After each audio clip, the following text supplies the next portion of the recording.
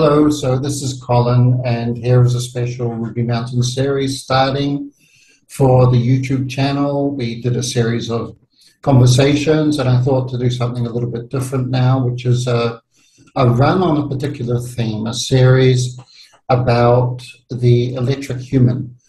This is the theme of Trail 1 of Ruby Mountain. Ruby Mountain, the course online, has 7 different modules, 7 different trails.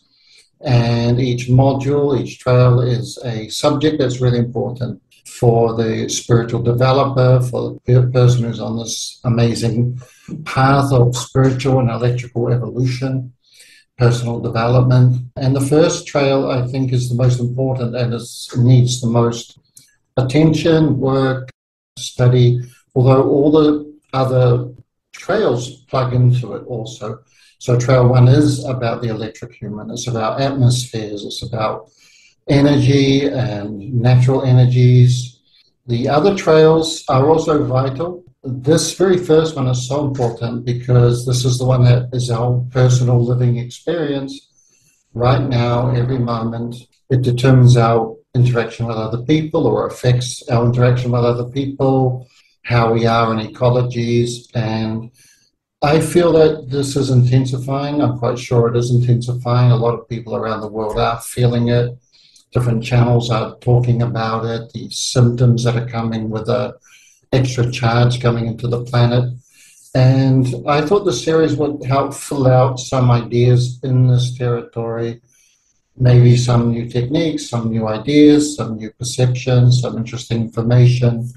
Because it's good to stay on the subject for a while to let it sink in and become more real, because we don't live in a world where it's easy to stay plugged into that reality, that aspect of reality. So small videos to get into the theme of the electric human, be a series of 10 videos. This first one is called The Mix. Remember to go to our channel, rubymountain.org/journey, to check out the course that you can study in your own time, and also subscribe to the channel and the story. So why is it called The Mix, this particular episode or transmission? It's because it's a little look at all the different ways that energy turns up, and references how we've all had a little bit of experience, we'll know something about it, and yet it's quite hard to gather it all to one spot. What am I saying? I'm saying we all have, first of all, some personal experience. I myself have had several experiences of seeing energy around people. I frequently feel atmospheres when I walk into different places. I feel the effect of an exchange with somebody, how the energy alteration occurs. So it's a living experience, and it's not something that's in common conversation depending on who your friends are. So I'm sure you've had personal experience, and this is why I hope the series is interesting for you, because you might get some further insights and find that conversation opens up more considerations. So we have our personal experience. We have other people's experiences. I know my brother, for example, was once in a restaurant, and he noticed a man at another table looking at him curiously. And at a certain moment, they crossed paths on the way to the bathroom. And this man said, "Look, I'm sorry I've been glancing over at you. I just keep seeing these rays of blue light coming out of your eyes."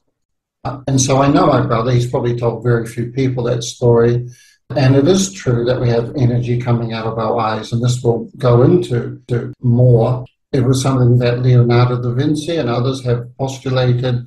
And this touches on one of the questions, which is, if they don't have a machine to measure this objectively, it stays out of official, understood knowledge about our human existence, right? So when you're in school, you still get a biology book.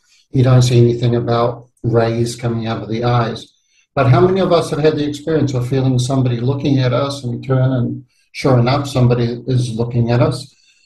Or you're looking at somebody and they turn around and they see you looking, and you're like, oops, what's happening? Your energy, the rays coming out of your eyes are hitting the aura or energy field of the person, and the person feels it. It may be semi-conscious, and this is part of the curious conversation too, when these things happen in a semi-conscious way.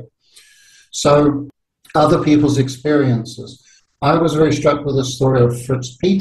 He was a boy who grew up around Gurdjieff, and there was a time when they were distant from each other, and he had actually grown up to be a young man, and he visited Gurdjieff, and he had been through some bad experiences, and you can read it in his autobiography. And Gurdjieff saw this. He saw that basically the boy was in a kind of collapse, like an electrically bad state. And the boy said there was a certain moment when, and he had never seen this before, but there was a certain moment when Gurdjieff concentrated and he saw this blue glow form up around Gurdjieff. And then the force came to Fritz Peters, and in that moment, he got his well-being restored. And then it was Gurdjieff who wasn't feeling good and had to close the meeting off. And so I read that story, and I have a pretty good idea what happened there. I'm sure you do too. Other people's experience is an example of the mix. We've heard about some experience somebody had. We read something somewhere that impacted us. Many of us read books like the Celestine Prophecy and recognized and resonated with the experiences of the character who went through that story. And of course, a lot of it's based on how things do work, the experience of him starting to see energy, for example. You know, to dismiss this area, you're really dismissing all spiritual leaders, all religion, all prophets, all the gurus, all these individuals that are saying that there is a higher dimension, that there's higher forces, there's other experience besides the physical, chemical experience that awaits the human. What else comes into this? Healing. There's ancient healing methods like acupuncture, and there are methods to keep well-being like Tai Chi, Qigong, acupressure. These methods are all based on the idea of getting energy flowing better in the human system. And also you've got Feng Shui, geomancy, which circled around the idea of having energy flowing better through the house or through a certain ecology.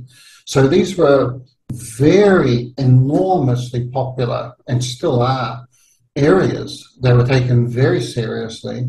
It's quite amazing that today you can go through your life and it's a mix. It's a little bit over there, a little bit over there. You may think, well, I believe in all that stuff, but then what to do with it? Is believing in it enough? I decided to call this series The Electric Human because I think it's great, this research into the universe as being electrical as well as physical. They may not have all the pieces of the puzzle, they may not get it all right, but the consideration that the universe has an electrical element is pretty obvious. It's a pretty important study, and so I recommend the Electric Universe channel, Suspicious Observers as well, making people think about the reality of the impact of the electrical realm on coming from the sun onto the planet, the disturbances that energy can cause. And I think there is a shift into a greater awareness of the electrical side of life. But I think there still needs work in kind of massaging into our daily awareness, our daily cognizance of what's going on. So I decided to call this The Electrical Human as a kind of nod to the electric universe, because if it's an electrical universe, we are in the universe, so therefore the human is an electrical element within the universe. Relationships comes into this, another part of the mix.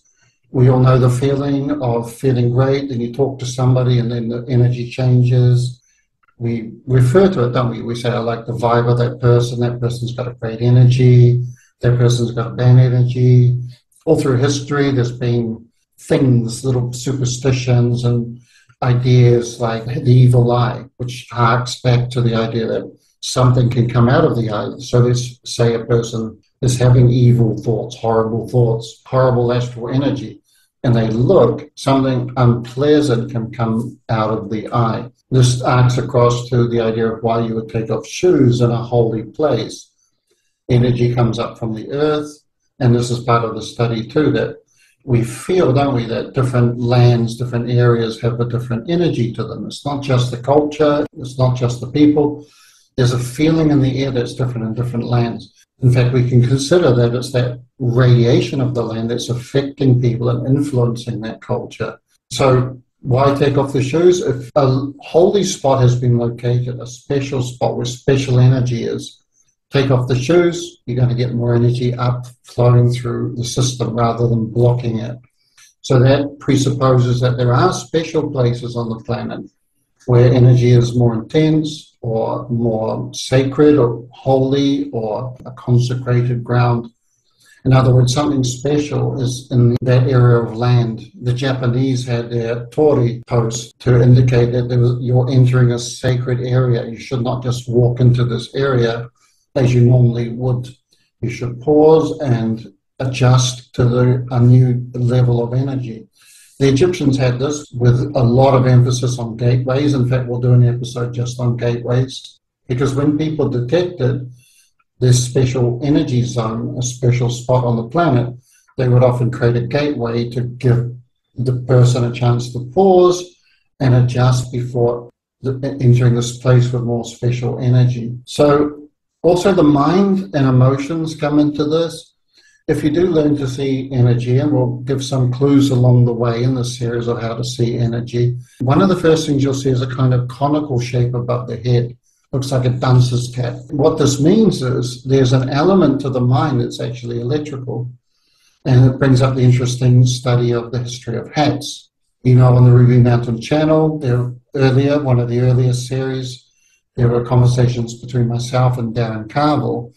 And he had the opportunity to speak to John Anthony West, a great researcher into ancient Egypt, coming from the angle that there was a deeper significance, an electrical element to the whole occurrence of ancient Egypt.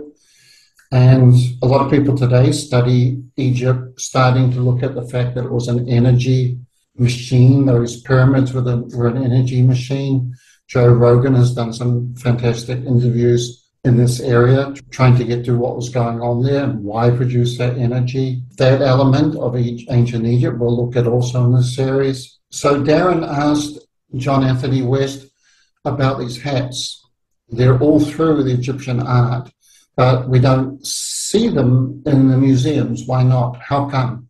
They were never found in the tombs. They found a lot of artifacts, but they don't find these hats. And the answer John Anthony West gave was he doesn't know. It seems to be something symbolic. What I'm suggesting here is, because this area is to do with the mind, the artists of that time were able to see electrics, see aura, and they were depicting different formations, different things occurring in the mental level. And that's something to look at, because if we're having a greater increase in mental problems, as we do in this day and age, maybe there's something we're missing. Maybe there's an electrical element to do with the mind and the emotions that we're not including.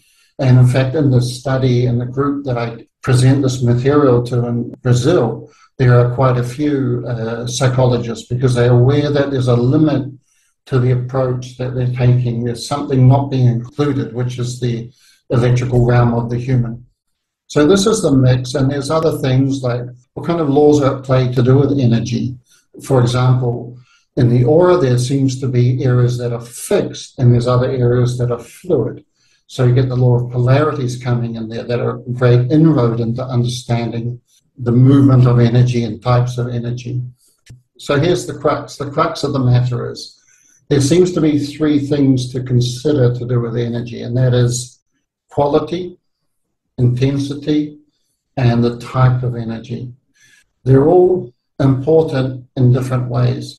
So this is going to be a common thread through the series: quality, type, and intensity. And what I'm saying is, I think it's important that we are aware of these three elements to do with energy, rather than just, oh, I believe in it. To get a little bit more serious about these three elements. What do I mean by quality? I mean, obviously, when they're drawing halos and auras around certain people in the past, they're trying to say, here is a better quality of energy. They're also saying it's a greater intensity, and we know this from our own experience, because sometimes our aura and our energy and personal energy is strong, other times you can feel it's weak, and we can feel it with other people. So that's intensity. But you can have intensity without the quality, right? So understanding that is important. The type is not less important, but it's less to do with evolution. It's more to do with getting a variety of options. In other words, types. Somebody has a blue aura, somebody has a pink aura, somebody has a green aura. These are different types of energy. You might go to a sacred energy spot in China, and it's got a different flavor to the sacred energy spot in Peru. So these are types. There's still intensity and still quality. The type of energy is a bit different. So that's important to study as well. So this is the mix. This is going to be the subject. I hope you find it interesting. I love the subject, been studying for 40 years. Remind you again, if you want to get on with the studies, if you want to get on to learning about all this, go to the Ruby Mountain site, the webpage, www.rubymountain.org/journey. So that's it, and we'll see you on the next step of this series of the Electric Human.